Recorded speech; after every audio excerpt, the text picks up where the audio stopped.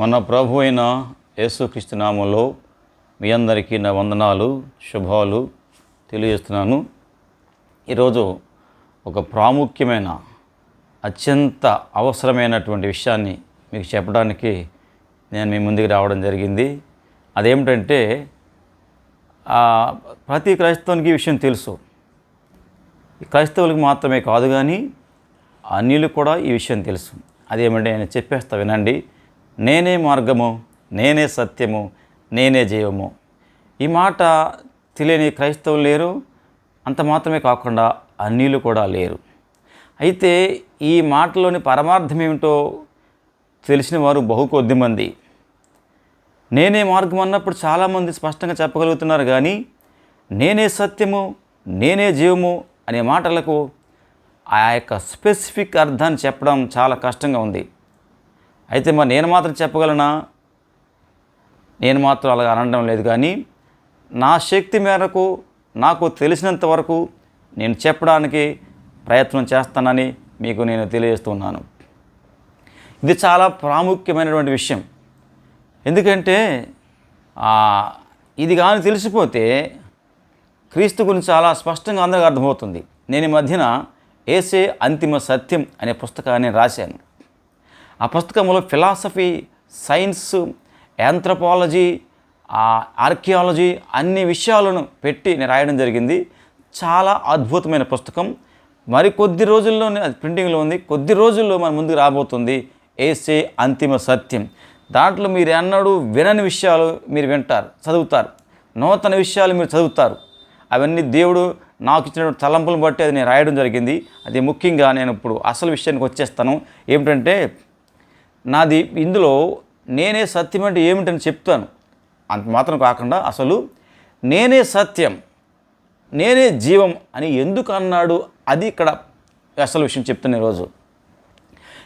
ఆ యోహాను సువార్త 13, 14 అధ్యాయాలు చాలా ప్రాముఖ్యమైనవి. ఈ 2 అధ్యాయాల్లో యేసు ప్రభువారు శిష్యులతో మాట్లాడుతూ తన భవిష్యత్తు గురించి చెప్తూ ఉన్నారు. ఏమనంటే, నేను త్వరలో చనిపోతాను, నేను తండ్రి వద్దకు వెళ్తున్నాను, కాబట్టి మరి నేను మీతో కొంతకాలమే ఉంటాను అనే విషయాలు వారితో చెప్తూ ఉన్నాడు.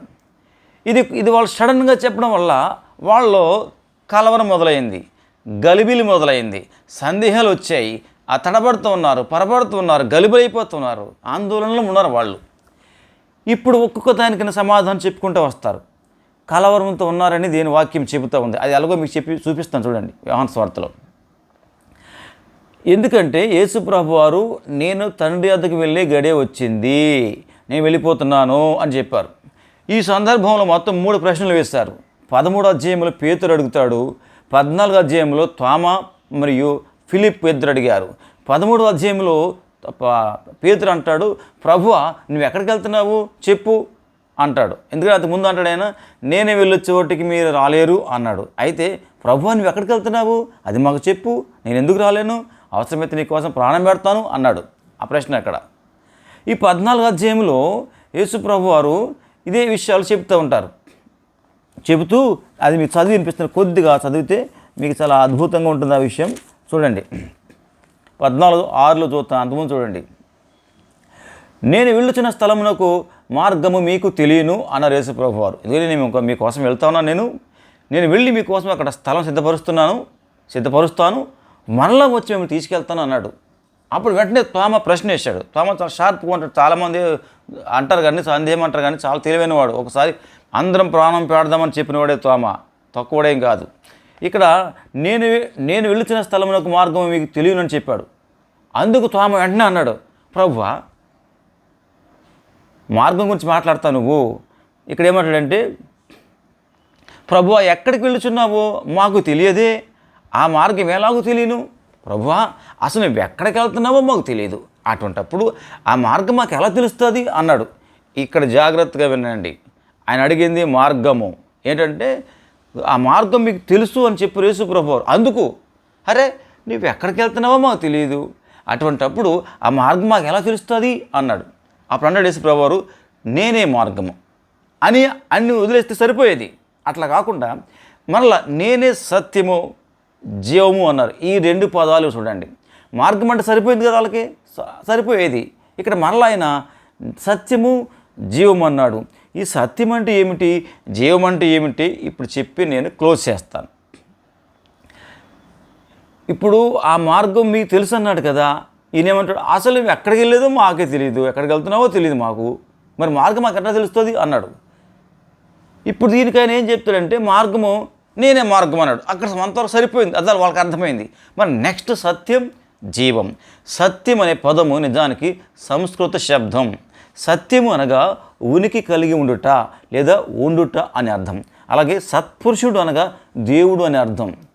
అలాగే మన ఆధ్యాత్మిక పరిభాషలో సత్యం అంటే శాశ్వతమైనది అని కూడా అర్థం వస్తుంది. శాశ్వతమైనది, ఇది ముఖ్య అర్థాలు. ఇది మాత్రం మనం మైండ్లో పెట్టుకోవాలి. సత్యం అంటే ఉనికి కలిగి ఉండుట, సత్పురుషుడు దేవుడు అర్థము, లేకపోతే జీవము కలిగి ఉండుట, ఎన్ని అర్థాలు వస్తాయి సత్యం అనగా. మరలా ఇంకేం చెప్పాడు చూద్దాం, చూడండి. ఇవి చెప్పి ఇదే తర్వాత నేను ఈ పదాన్ని మళ్ళీ ఒక అర్థం చెప్తాను. గ్రీకులో ఏమని చెప్తారంటే, గ్రీకులు ఇక్కడ అలేథియా అనే పదాన్ని ఉపయోగించారు. గ్రీకులో అలేథియా అంటే అర్థం ఏంటంటే వాస్తవం యొక్క స్వభావము అని అర్థం. మరొక అర్థం కూడా ఉంది, ఒక విషయం యొక్క వాస్తవ స్థితి, ఇది అర్థం. అంటే గ్రీకులు ఈ విధంగా ఉంది, ఏమంటే వాస్తవం యొక్క స్వభావము మరియు ఒక విషయం యొక్క వాస్తవ స్థితి అని ఉంది. అది ఎక్కడైతే ఏముంది, మార్పు లేనిది. నిజానికి సత్యం అనగా మార్పు లేనిది. ఇప్పుడు చెప్పేస్తా. సత్యం అంటే సర్వకాలాలలో మార్పు లేనిది. ఉదాహరణ చెప్తా, ఒక బంతి ఉందనుకోండి, బాలు గుండ్రంగా ఉంది, దాన్ని రెడ్ అనుకోండి, ఎరుపు రంగు అనుకోండి.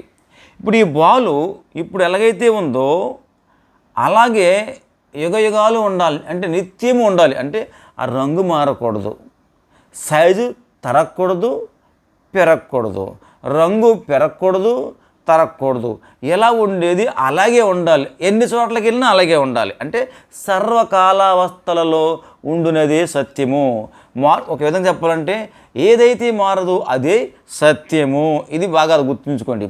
ఏదైతే మారదో అదే సత్యము. సర్వకాలాలలో మార్పు లేనిది. ఓ తోమా, నేను మార్పు లేని వాడను. ఇంతవరకు మీరు గలిబిలి అవుతున్నారు. 14లో ఉంది, మీ హృదయమును కలవరపడనీయకుడి. అంటే వీళ్ళు కలవరంతో ఉన్నారు. నేను మిమ్మల్ని అనాథలుగా విడువను అన్నాడు. లాస్ట్ ఇంకో మాట ఉంది. అంటే వీళ్ళు అరే ఇంతవరకు మాతో ఉన్నాడు, 3.5 సంవత్సరాలు మాతో ఉన్నాడు, పరిచయం చేశాడు, మా అవసరాలు తీర్చాడు, అద్భుతాలు చేశాడు, మాకు సహాయం చేశాడు, మాకు ధైర్యం ఇచ్చాడు, అభయం ఇచ్చాడు, నడిపించాడు, నేర్పించాడు, ఇలాగన్నీ చెప్పి సడన్గా ఈయన చెప్పి వెళ్ళిపోతే మా పరిస్థితి ఏంటి? ఈయన కోసం అన్ని వదులుకొని వచ్చేసాము, బిజినెస్ వదిలే వచ్చేసాము. ఇప్పుడు ఈ విధంగా ఏం మా కుటుంబాలు ఎలా పోషించుకోవాలి, ఎట్లా ఉండాలి, ఈ రకరకాల తలంపులతో, ఆలోచనలతో, ఆందోళనలతో, గలిబిలితో, కలవరంతో వాళ్ళంతా ఉన్నారన్నమాట. దానికి జవాబు చెప్తున్నాడు, నేనే సత్యం. అంటే నేను మార్పు లేనివాడను. ఇంతవరకు నేను మీతో ఎలా ఉన్నాను, ఇప్పుడు అలాగే ఉంటాను, నిత్యం అలాగే ఉంటాను. అది దీని అర్థం.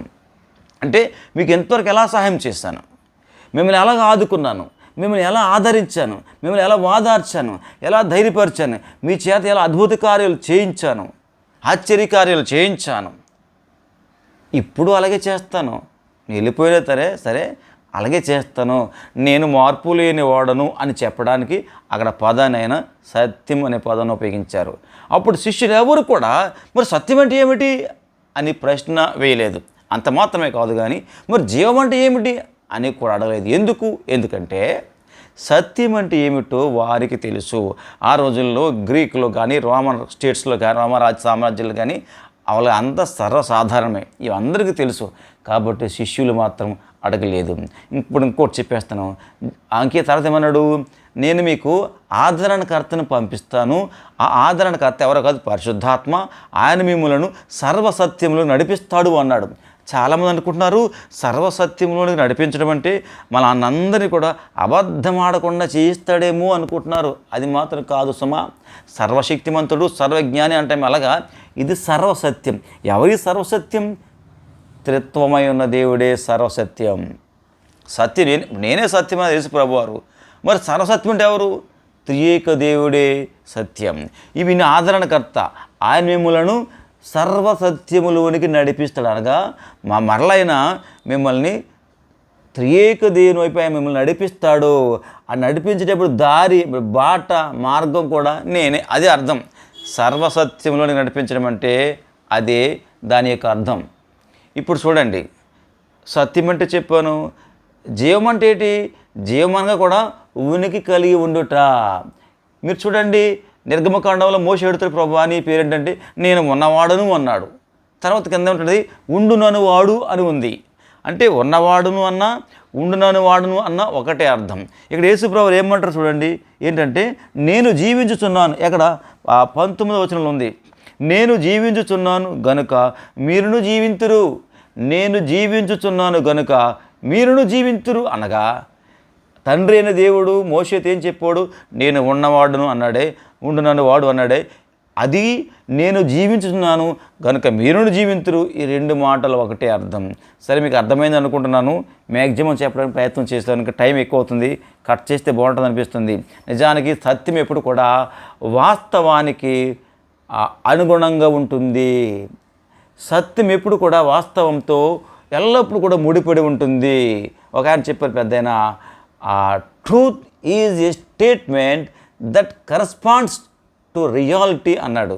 సరే, విషయాన్ని చెప్పేస్తాను. ఇప్పుడు నేను మార్పు లేని వాడను, మీతో ఇంతవరకు ఎలా ఉన్నానో అలాగే ఉంటాను అని చెప్పడానికి మీకు సందర్భంలో విషయం చెప్తాను. పిలాతు అంటారు అందరూ కూడా, అరే పిలాతు సత్యం అంటే ఏమిటని అడిగాడు, అడిగి మళ్ళీ వెళ్ళిపోయాడు, వినకుండా వెళ్ళిపోయాడే అని చాలామంది వ్యాఖ్యానం చేస్తారు. అది సత్యమే కాదు, నాకు తెలియదు. ఆ వ్యాఖ్యానం ఏకీభవించడం లేదు, అది నాకు సాటిస్ఫై కాలేదు. నా ప్రయత్నం చేస్తున్నాను. ఎందుకంటే పిలాతు చాలా చదువుకున్నవాడు, అతను చట్టం మరియు తత్వం రెండు తెలుసు. ఎందుకంటే ఆ రోజు రోమా చక్రవర్తిలో మంది ఉన్నారు. ఎవరు? ఫిలాసఫర్స్.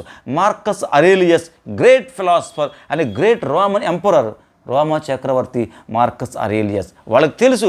మరి పిలాతు సత్యం అంటే ఏమిటి అని అడిగి వెళ్ళిపోతాడా? అనే సాధారణమైన వ్యక్తి ఏమైనా అంతటి గవర్నర్ జస్ట్ అడిగి వెళ్ళిపోతాడా? నో, వెళ్ళాలి. ఎందుకంటే యేసు ప్రభు అక్కడ మౌనంగా ఉన్నాడు. ఎందుకు మౌనంగా ఉన్నాడు అంటే, ఇక్కడ పిలాతు సత్యం అంటే ఏమిటో తనకు తెలుసుండి అడిగాడు. అయితే పిలాతుకి సత్యం అంటే ఏమిటో తెలుసన్న సంగతి హృదయ రహస్యాలు ఎరిగిన దేవుడిని యేసు ప్రభుకి ముందే తెలుసు. కావున అక్కడ మౌనం వహించారు యేసు ప్రభు వారు. అది జిగీషు ప్రశ్న. రెండు రకాలు ఉంటాయి, జిజ్ఞాసు ప్రశ్న, జిగీషు ప్రశ్న. జిజ్ఞాసు అంటే నిజంగా నేర్చుకోవాలని వేసేది. ఈ జిగీషు అనగా తెలుసుండి వెటకారం చేయడానికి అడిగే ప్రశ్న. అందుచేత యేసు ప్రభువుకు తెలుసు కాబట్టి అక్కడ ఆన్సర్ ఇవ్వలేదు. అది కారణం. అందరికీ అర్థమైంది అనుకుంటున్నాను. నేను మిగతా విషయాలన్నీ కూడా నేను రాసిన యేసే అంతిమ సత్యం అనే పుస్తకంలో ఉన్నాయి. దయచేసి కొనండి, చదవండి. మీకు నచ్చితే లైక్ చేయండి, అలాగే షేర్ చేయండి. Thank you.